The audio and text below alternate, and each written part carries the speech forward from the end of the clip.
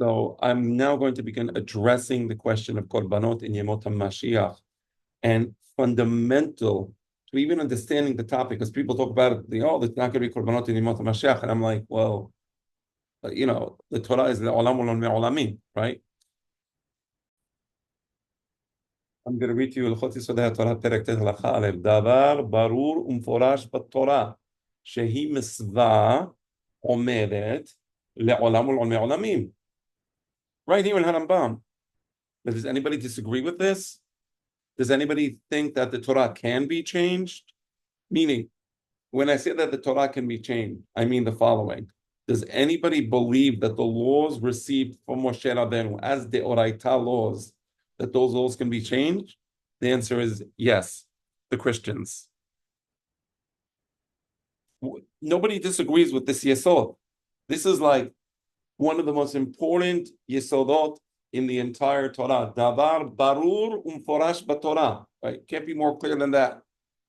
Shehi mitzvah omedet le'olam olam me'olamim. It's eternal. En la lo shinu. You can't change the laws received from Moshe Rabbeinu. So the Torah says, Lo teva'aru esh bechol Moshe botechen b'yom HaShabbat. That's a law received from Moshe Rabbeinu. There's never going to be a reality when the Hachamim are going to say, yeah, well, there's nothing wrong with fire. Because this is a mitzvah from the Torah received from Moshe Rabbeinu, and therefore it's le'olam. Again, if you don't have the core of the Torah, le'olam u'lam me'olamim, there is no Torah. Then become a Christian, become a Reformed Jew. I mean, I'm not saying this to be insulting. Chas v'shalom. I don't even want to insult Reformed Jews. I'm not chas v'shalom. I don't want to insult them either. They can, that's not my point here. My point is choose your religion. That's all. You can't subtract, you can't change, you can't add.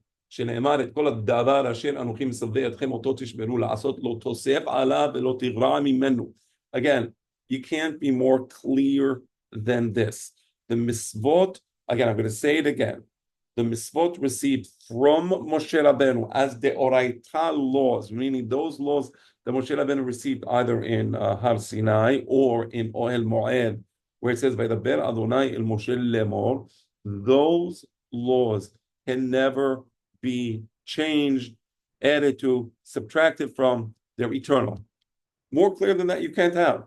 Now, are there laws that change? Yes, we have Dinim Muflaim, where we didn't receive something from Moshe Rabbeinu. And if we didn't receive something from Moshe Rabbeinu, then the Chachamim have the right to add, to define the law, to modify the law, right, to explain what the law is. That's true. That wasn't received from Moshe Rabbeinu, right? And of course, Gezerot, Takanot, right? Put that on the side because that's not what we're talking about. Now we're talking about Qorbanot. The Qorbanot were received from Moshe Rabbeinu. Now there's three important lessons in this class. So lesson number one, please disavow yourselves of the Christian notion that the Torah can be changed or that the mitzvot received from Moshe Rabbeinu can be changed. That is a Christian notion. Get rid of it.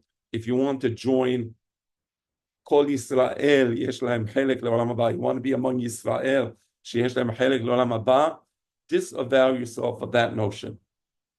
So already at this point, I don't think anybody listening to this video can make any excuse for the idea that Qorbanot somehow can be changed.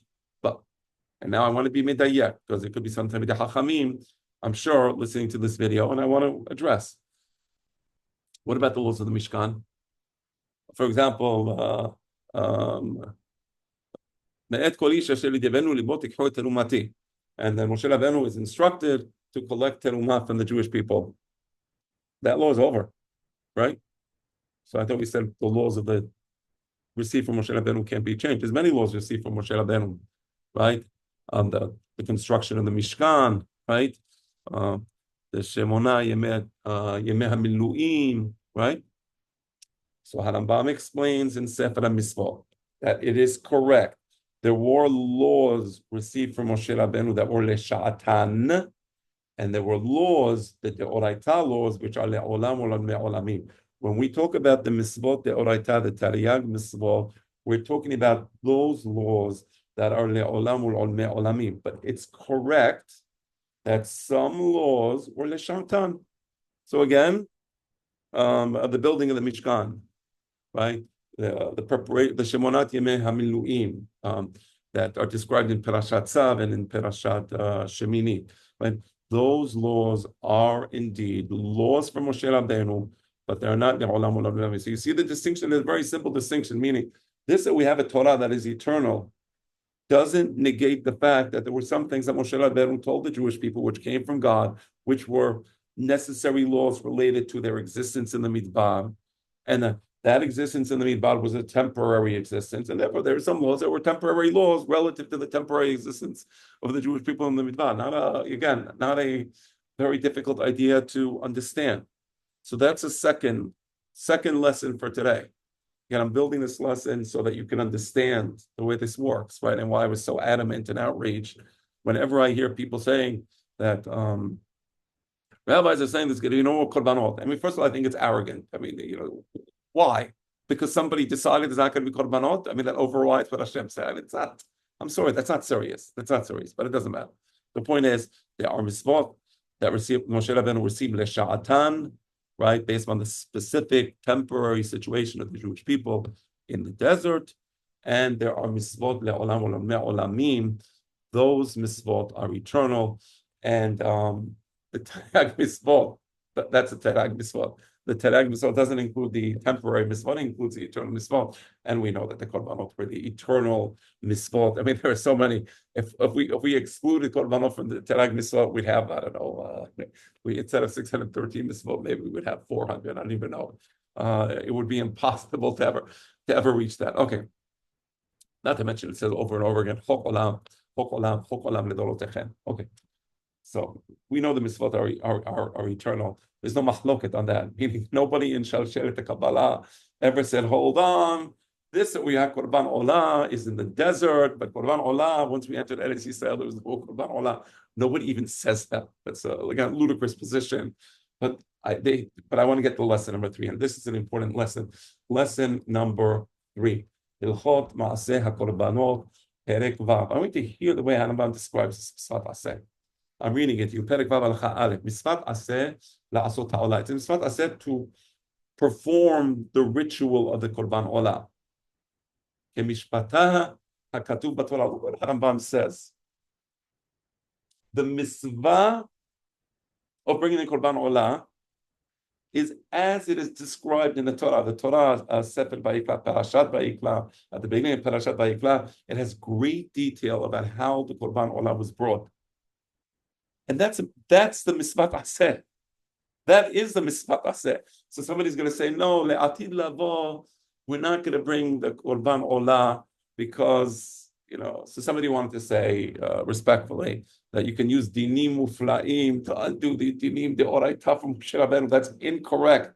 Alav Shalom, my father spoke about it so clearly. Harambam spoke about it clearly. That of course you can't use a din mufla to undo. Meaning the Sanhedrin can't legislate laws that undo those specific laws received from Moshe Rabbeinu. But here the Misvat Aseh is to do the Olah as described in the Pesukim in the Torah. That is the Misvat Aseh. So these are eternal laws, right? Meaning there is no reality where you're going to bring a Korban Olah, you're going to bring a nice French baguette. I like French baguettes. I really do. They're delicious. But I'm sorry. That's not a Korban Olah. The Korban Olah is as described in the Torah. It can be Shor, Chesed, Be'ez, Olah Ta'of. Okay, that can be Korban Olah. And then you do the rituals described in the Torah. Those rituals include the Shahita, the Kabbalat Adam, the Holachat Adam, the Zerikat Adam, the Haktarat Emurim al Gabei HaMizbech, and so on and so on and so on. And the Evarim, in the case of Korban Olah, it's Evarim. There's a lot more to say about the Korbanot, but I just want to take these 3 ideas again. I'm going to summarize it. Idea number 1. Whatever laws we received within the matrix of the Terag Mitzvot from Moshe Rabbeinu, which are the laws that he received either in Har Sinai or in Oel Moed, that is le'olam olamim.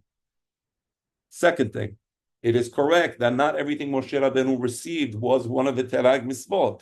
right? When Hashem tells Moshe Rabbeinu, "Shelach lecha anashim v'yaturu eretz Canaan," that's not one of the Tarek Mitzvot. It's a statement from Hashem guiding Moshe Rabbeinu in a specific circumstance in the desert. Do this, do this, do this, right? So again, distinguish between mitzvot l'sha'atan, because many people say, "Oh, in the midbar we did this." Dechila, please. I mean, that argument is not a serious argument. Again, I'm saying it's not serious because Harambam describes this in Sefer HaMitzvot. He explains this point. It's not like, that I'm Gaon Hador and Rabbi Abe from Brooklyn just came up with this unbelievable chidush. It's there in the Shorashim of Sefer HaMitzvot.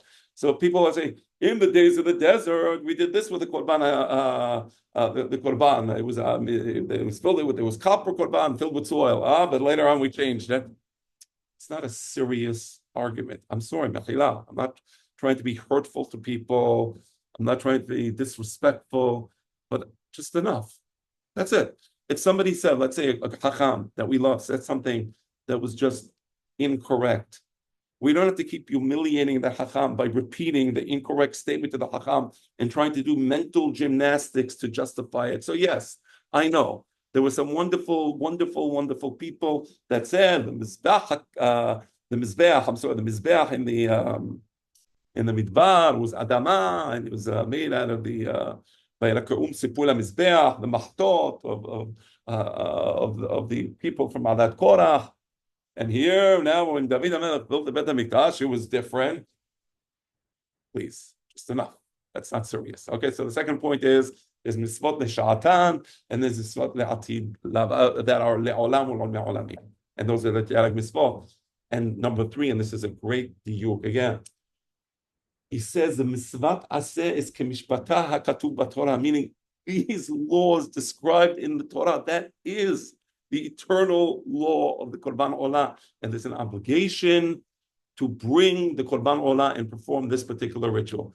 I want to say one last thing. I said it's going to be 3 things, which I have to say it, I'm going to repeat it.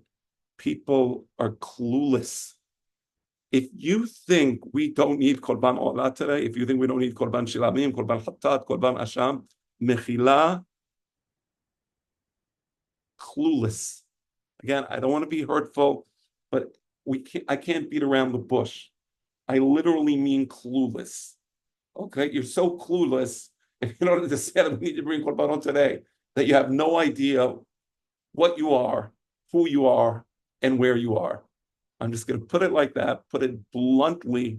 Eventually, I will explain a little more about the psychology of the Qorbanot, what it means. It's Devarim me'od me'od amukim. I studied it with my father, Harini Kaparat Mishkavo. I had that special zechut. So again, I'm not putting myself out as Gadol Hador, whatever it is. These are simple things. They just have to be explained. They have to be studied. They have to be learned, and they have to be internalized.